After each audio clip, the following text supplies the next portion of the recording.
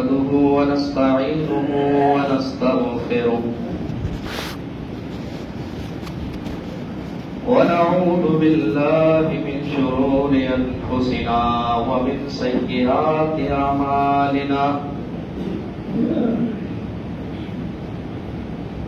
من يهده الله فلا مضل له ومن يضلل فلا هادي له وأشهد أن لا إله إلا الله وحده لا شريك له وأشهد أن محمدا عبده ورسوله أما بعد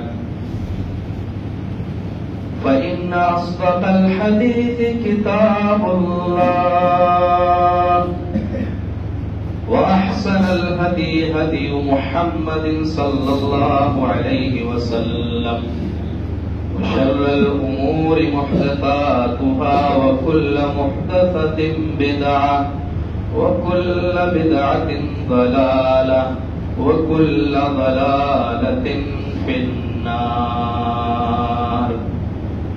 أعوذ بالله من الشيطان الرجيم.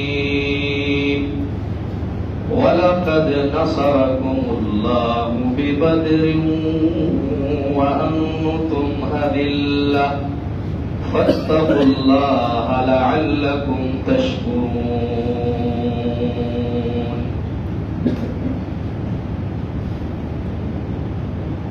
اسلامی اور دینی بھائیوں،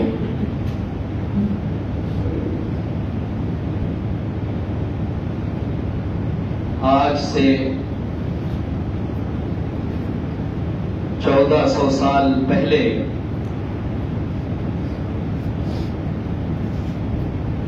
مکہ کی سرزمین میں ایک عظیم دانشور، راہنما، مرشد ہادی اور ایک عظیم شخصیت کا جنم ہوا تھا.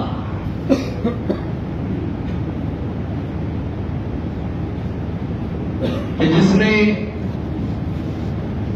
اپنی زندگی، اپنی زیست، اپنی حیات، اپنی لائف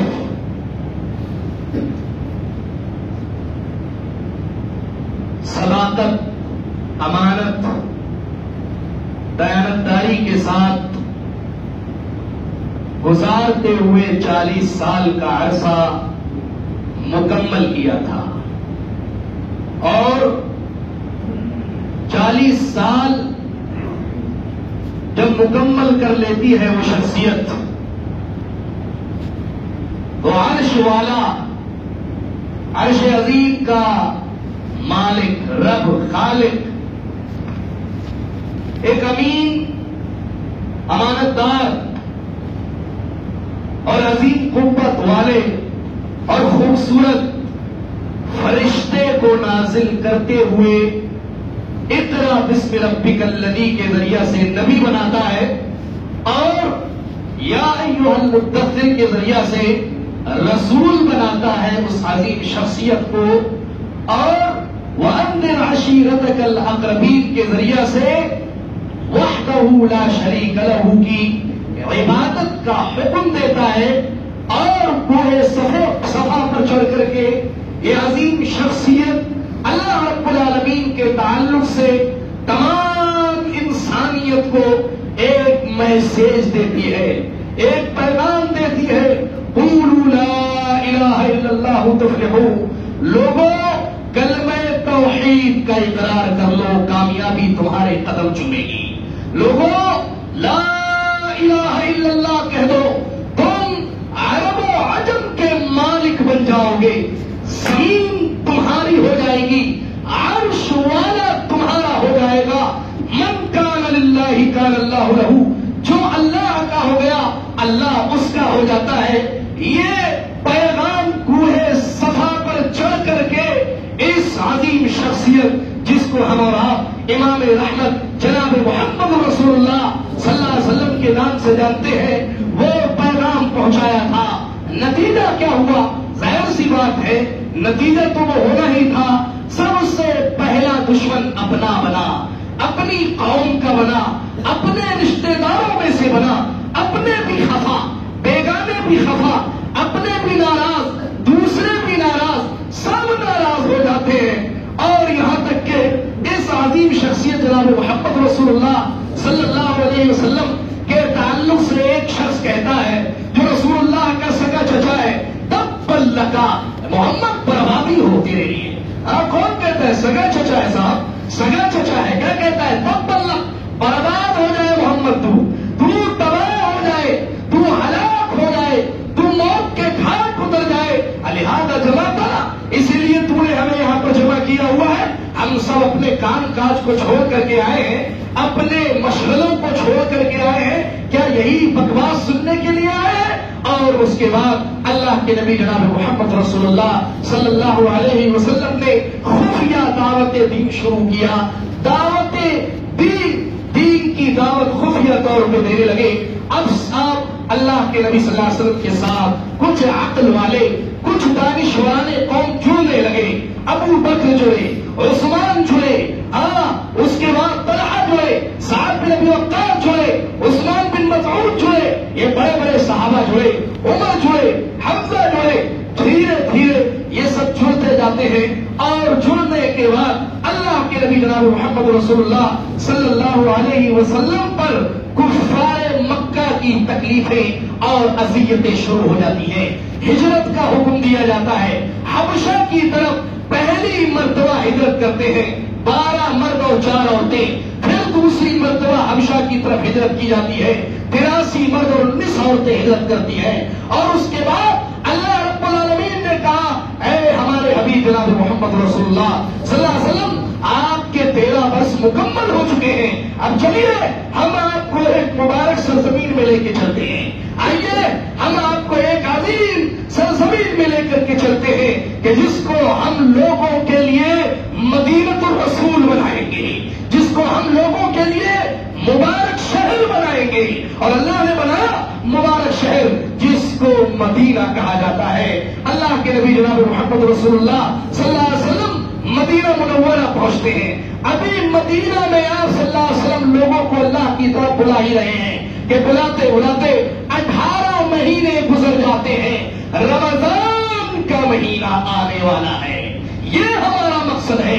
रमजान का महीना शुरू होता है और आज तारीख है, रमजान की 13 तारीख है। और बाद अहले इल्म ने जिक्र किया है कि तकरीबन रमजान शुरू ही हो रहा था कि उधर मुल्क शाम से तिजारत करते हुए अबू सुफियान बिन हर्ब अपने 40 लोगों को लेकर के तैबा होते हुए, तैबा से खैबर, खैबर से यम्बो, ये सब अल्हम्दुलिल्लाह चूंकि सऊदी में रहा हूं, सब जहन में ये शहर मौजूद है। ये पूरे के पूरे यम्बो होते हुए ये मक्का की तरफ जा रहा था, मुल्क शाम से तिजारत करते हुए। कौन? अबू सुफियान बिन हर्ब। ये इस्लाम नहीं लाए, अभी सहाबी नहीं बने, ये अभी काफिर है, कुफ्र की हालत में है और मुल्क शाम से तिजारत करते हुए एक बड़ा माल लेकर के ये मक्का जा रहे हैं। अल्लाह के नबी जनाब मोहम्मद रसूलुल्लाह सल्लल्लाहु अलैहि वसल्लम को खबर पहुंचती है। अल्लाह के नबी सल्लल्लाहु अलैहि वसल्लम ने ऑर्डर किया, अल्लाह के नबी सल्लल्लाहु अलैहि वसल्लम ने हुक्म दिया, आ जाओ, खड़े हो जाओ, आओ अपना माल ले लो। अरे जाहिर सी बात है, मक्का में 1.5-2 साल पहले सारे के सारे मुहाजिर अपनी प्रॉपर्टी, अपनी जायदाद, अपना माल, अपना सब कुछ लुटा करके, सब कुछ कुर्बान करके मदीना आए थे। अब माल की तो जरूरत थी और माल अपना है भाई, हमें अपना माल चाहिए। लिहाजा अबू सुफियान के काफिले की खबर अल्लाह के नबी जनाब मोहम्मद रसूलुल्लाह सल्लल्लाहु ताला अलैहि वसल्लम ने दी सहाबे किराम को, और तकरीबन 314 और बाद रिवायतों के मुताबिक 313 को लेकर के अल्लाह के नबी जनाब मोहम्मद रसूलुल्लाह सल्लल्लाहु अलैहि वसल्लम मकामे बद्र की तरफ रवाना हो जाते हैं। मकामे बद्र मदीना से 151 किलोमीटर वाक़ है और मक्का से 300 किलोमीटर। जब हम लोग मक्का से मदीना आमतौर पर जाते थे तो ये रास्ते में पड़ता था, मक्का से 300 किलोमीटर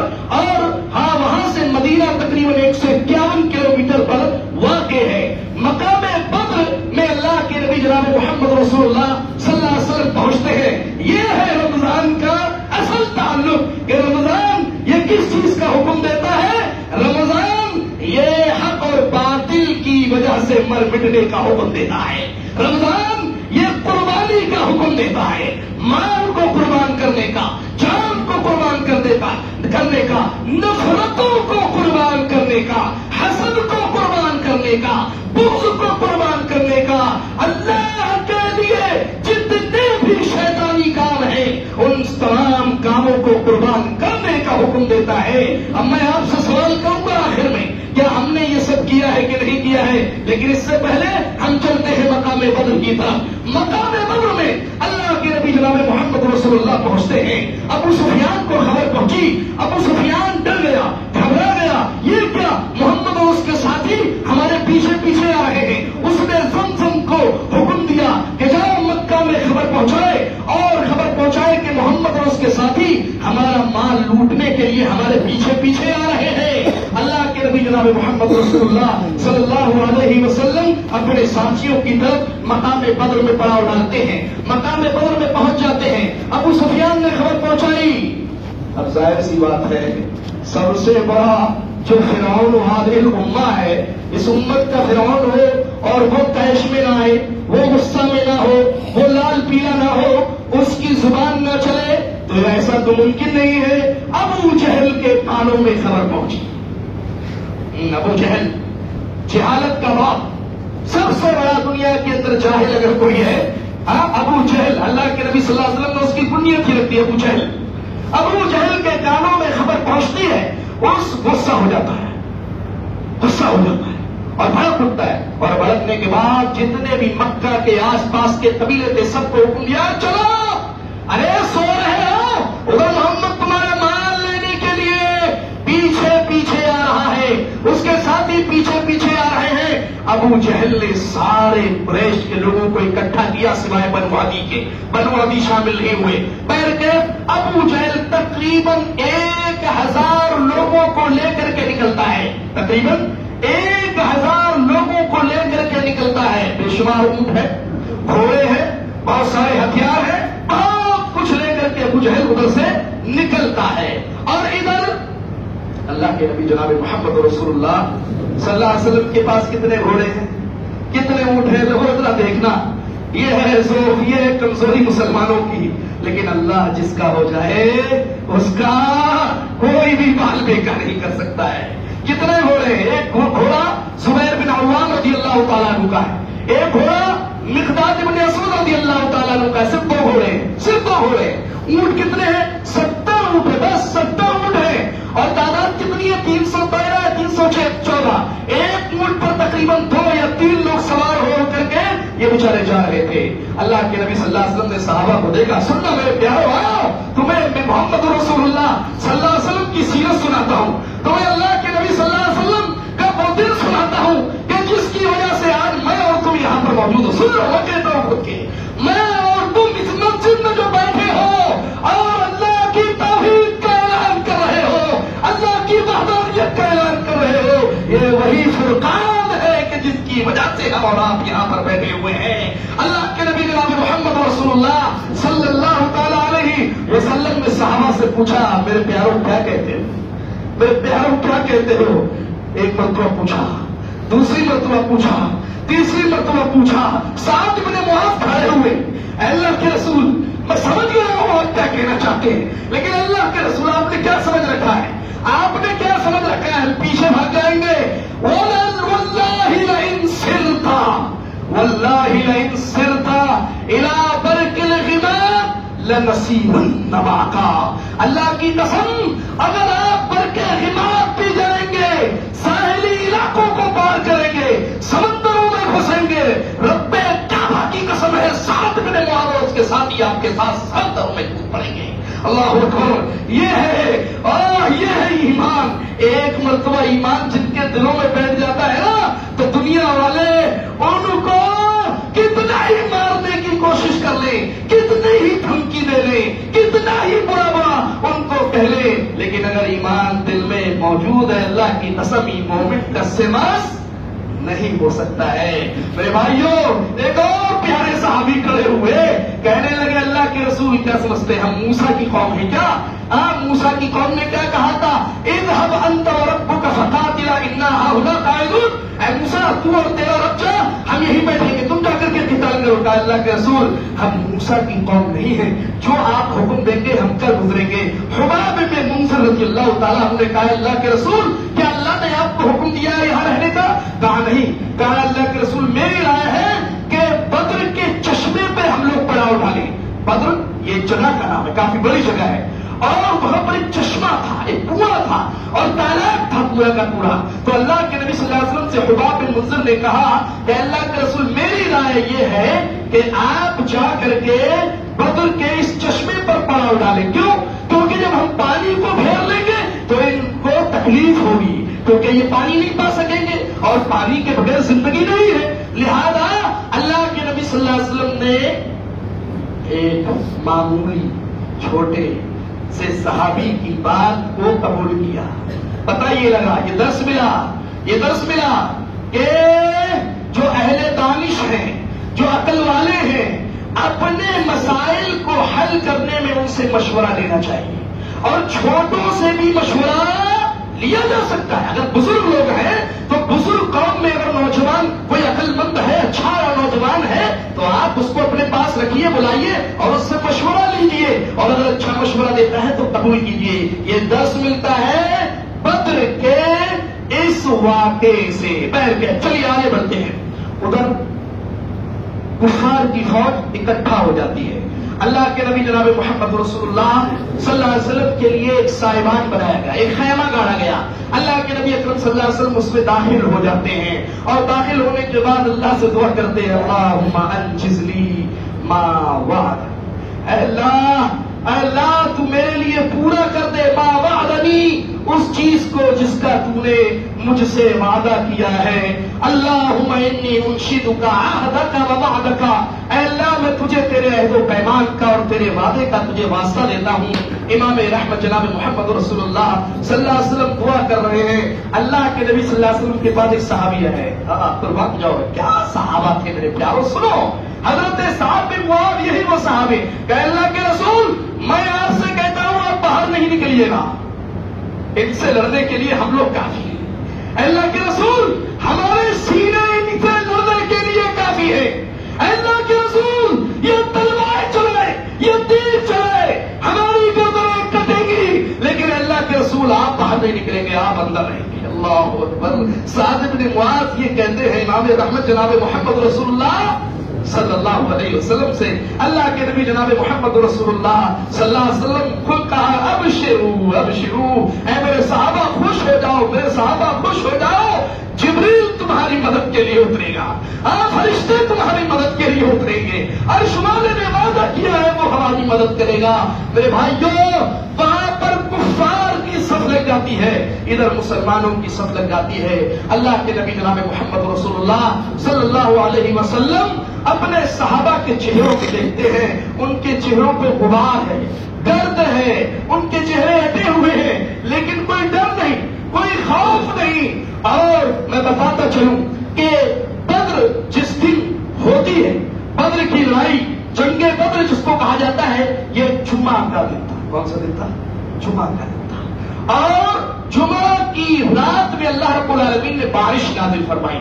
آئیے اس بارش کا فائدہ اللہ نے کیا ذکر کیا ہے۔ اللہ فرماتا ہے وَلَقَدْ نَصَرَكُمُ اللَّهُ بِبَدْرٍ وَأَنْتُمْ أَذِلَّةٌ، اے لوگو اللہ نے تمہاری مقام بدر میں مدد کی تھی، تمہاری تعداد تھوڑی سی تھی، تم کمزور تھے، تمہاری تعداد کچھ بھی نہ تھی، تمہیں انگلیوں پر شمار کیا جا سکتا تھا، تم معمولی سے تھے، تمہارے پاس نہ مال تھا، تمہارے پاس نہ تلواریں تھی، نہ گھوڑے تھے، نہ اونٹ تھے، اے لوگوں تم بہت تھوڑے تھے، لیکن سنو فاتقوا اللہ، اللہ سے ڈرتے رہو، اللہ کا تقوی اختیار کرتے رہو، لعلکم تشکرون، تاکہ تم اللہ کے شکر گزار بندے بن جاؤ۔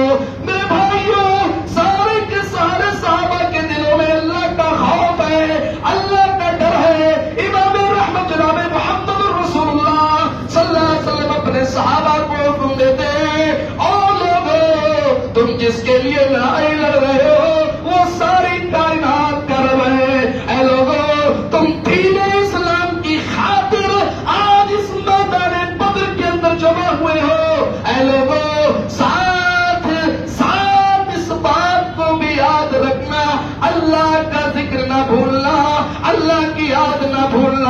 اللہ کو یاد کرتے رہنا. اللہ نے بدر سے پہلے رات کے اندر بارش نازل کی. اللہ فرماتا ہے اِذْ يُغَشِّيكُمُ النُّعَاسَ أَمَنَةً مِّنْهُ. اور لوگوں اس وقت کو یاد کرو جب اللہ رب العالمین تم پر آندھ کو طاری کر رہا تھا, نیند کی جھپکی تمہیں آنے لگی تھی. میرے بھائیوں, حالانکہ آدمی جب پریشان ہوتا ہے آپ جانتے ہیں ٹینشن ڈپریشن کی حالت میں جب آدمی ہوتا ہے تو اسے نیند نہیں آتی ہے, لیکن اللہ کی طرف سے رحمت تھی کہ سب سارے صحابہ پہ اور اتاری جھپکی لے رہے ہیں, یعنی وہ کہ سکون کا وقت اللہ رب العالمین نے اپنے صحابہ پر نازل کیا. اور کیا فرمایا؟ اللہ فرماتا ہے وَيُنَزِّلُ عَلَيْكُم مِّنَ السَّمَاءِ, اور اللہ تعالیٰ تم پر آسمان سے پانی کو نازل کر رہا تھا, بارش نازل کر رہا تھا. کیوں نازل کر رہا تھا؟ 4 فائدے تھے اس کے.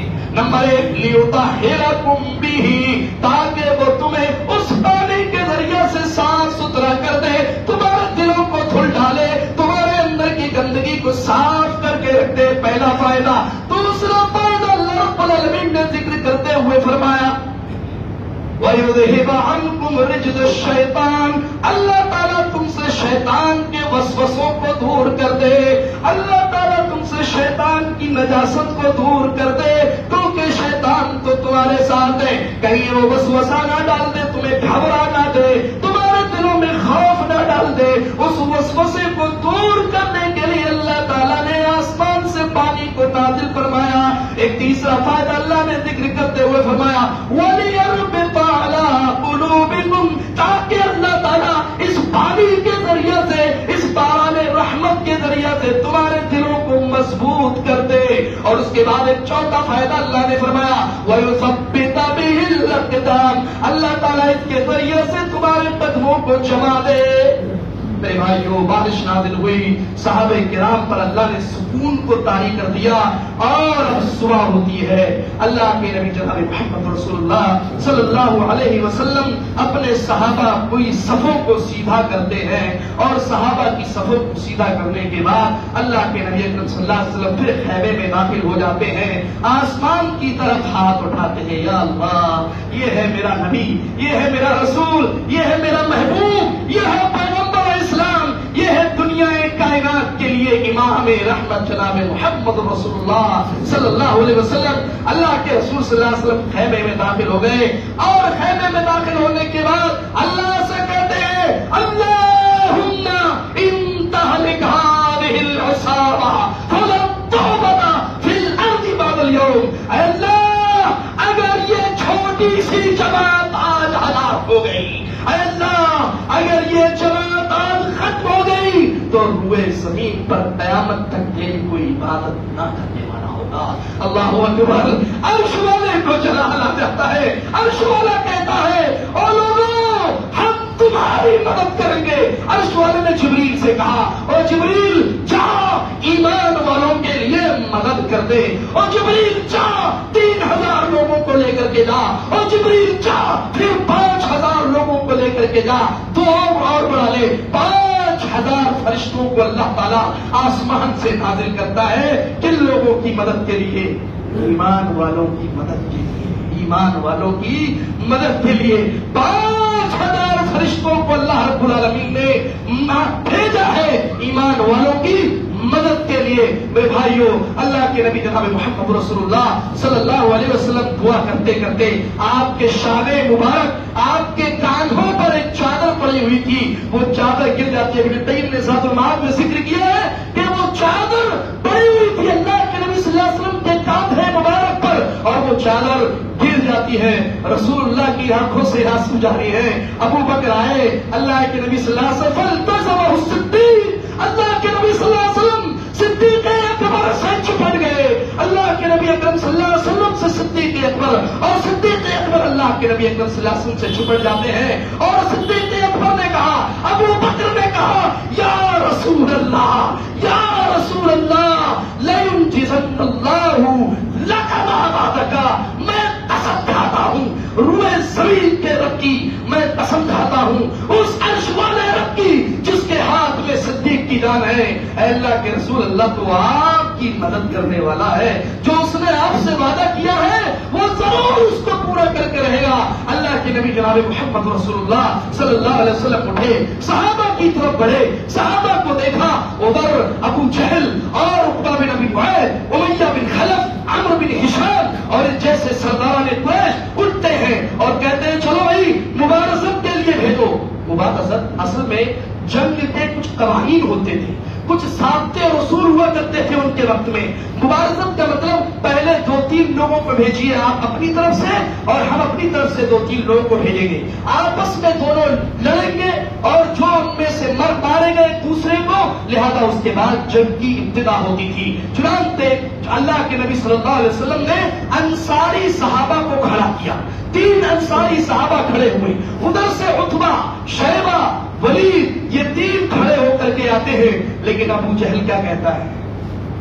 کہتا ہے چھوٹے موٹوں کو بھیج رہے ہو, ارے نکالو علی کو, ارے نکالو حمزہ کو, ارے نکالو عبیدہ بن حارث کو, ارے ان لوگوں کو نکالو, چھوٹے موٹوں کو کیا بھیجتے ہو؟ ہمارے چچا کے بیٹوں کو بھیجو, ہمارے چچیرے بھائیوں کو بھیجو, ان سب کو چھوڑو, یہ تو اجنبی ہے ہمارے لیے. کون کہتا ہے؟ یہ ابو جہل. اور نہ انتہائی خبیث نفس آدمی تھا. اس کے بعد کیا ہوتا ہے؟ جنگ شروع ہو جاتی ہے, مبارزت شروع ہو جاتی ہے. حضرت علی نے ولید کو قتل کر دیا, حضرت حمزہ نے شیبہ کو قتل کر دیا. ایک ہی بار بیچارے ایک صحابی تھے عبیدہ بن حارث, بزرگ تھے, بوڑھے آدمی تھے, بھائی ہوگی عمر تقریباً 50 سے کچھ کراس, 50 سے زائد عمر نہیں ہوگی, بوڑھے آدمی تھے بیچارے. انہوں نے وار کیا اور ادھر عتبہ نے وار کیا, تو ان کو عتبہ نے زخمی کر دیا اور انہوں نے عتبہ کو زخمی کر دیا. یہاں تک کہ بعد روایت میں آتا ہے فقطعت رجلہ, ان کا ایک پیر کٹ گیا حضرت عبیدہ کا. لیکن حضرت علی نے اور حضرت حمزہ نے اٹھائی تلوار اور عتبہ کو بھی وہیں ڈھیر کر دیا, مار ڈالا, اور پھر ان کو اٹھا کر کے لے کر کے چلے گئے مسلمانوں کی صفوں کی طرف اور خیمے میں لے کر کے چلے گئے. اب جنگ کا آغاز ہوتا ہے. اللہ اکبر, جنگ کا آغاز ہوتا ہے. لوگوں, یہ اللہ تعالیٰ نے اس کو یوم الفرقان کہا ہے قرآن کے اندر, یوم الفرقان کہا ہے, حق اور باطل کے درمیان کا دن.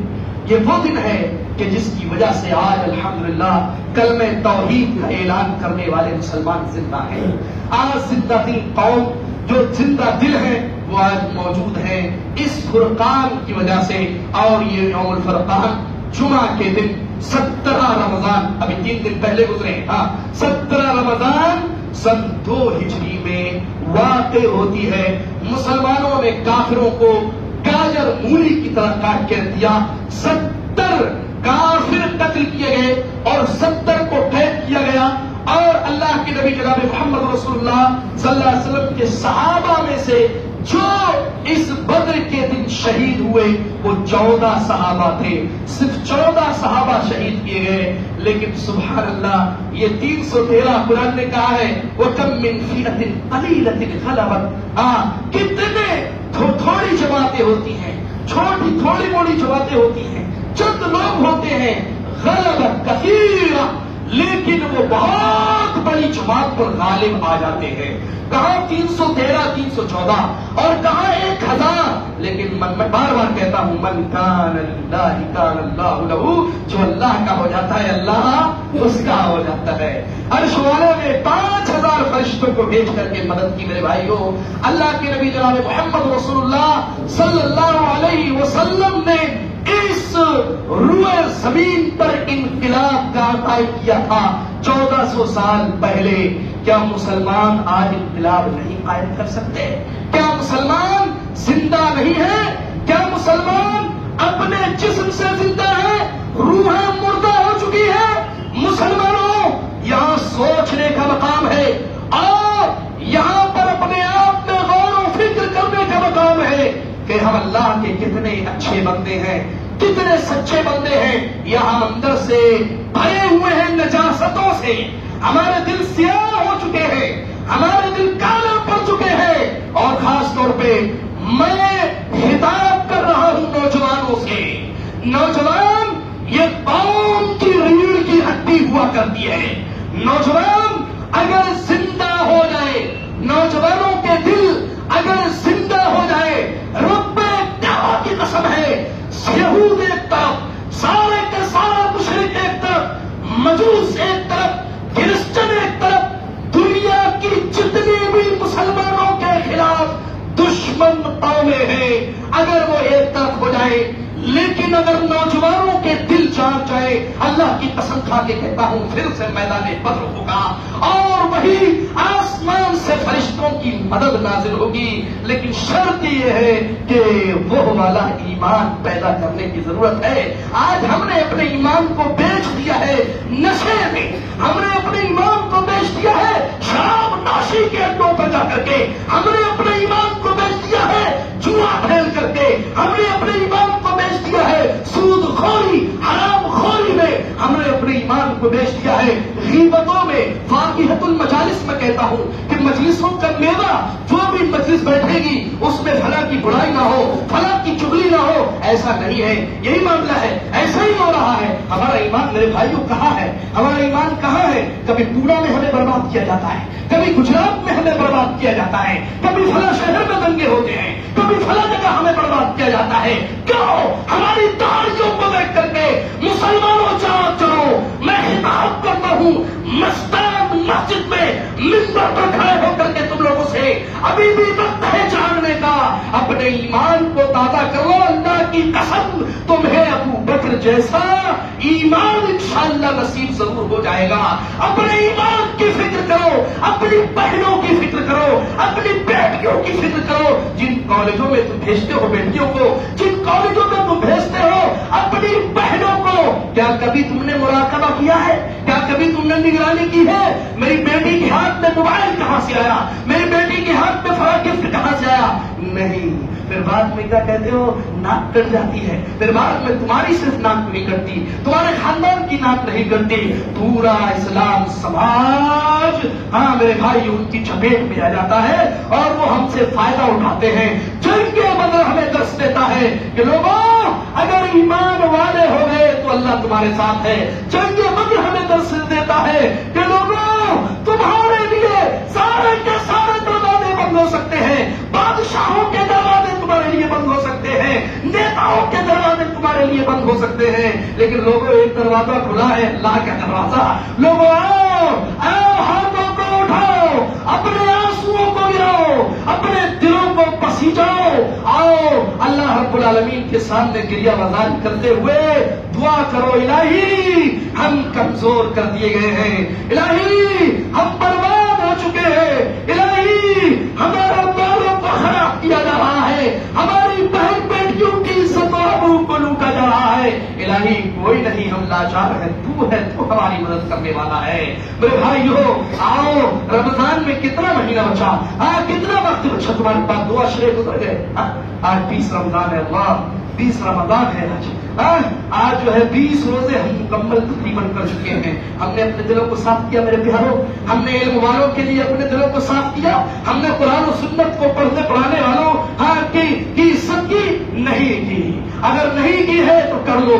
اس سے پہلے کہ ابن عساکر نے کہا تھا لحوم العلماء مسمومہ، علماء کے گوشت زہر آلود ہے، جو علماء کی غیبتیں کرے گا، جو علماء کی چغلیاں کرے گا، جو علماء کے پیچھے پڑے گا، یقینی طور پہ اللہ تعالیٰ اس کو مرض القلب، دل کی بیماری میں مبتلا ہو کر کے مارے گا۔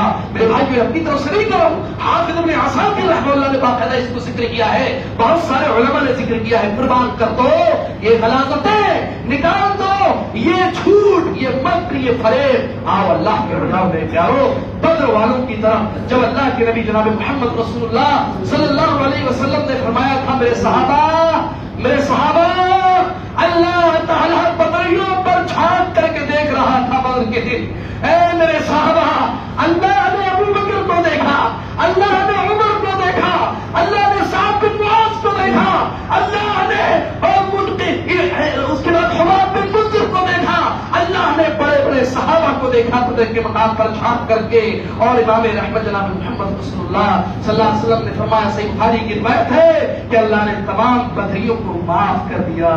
کیوں معاف کیا؟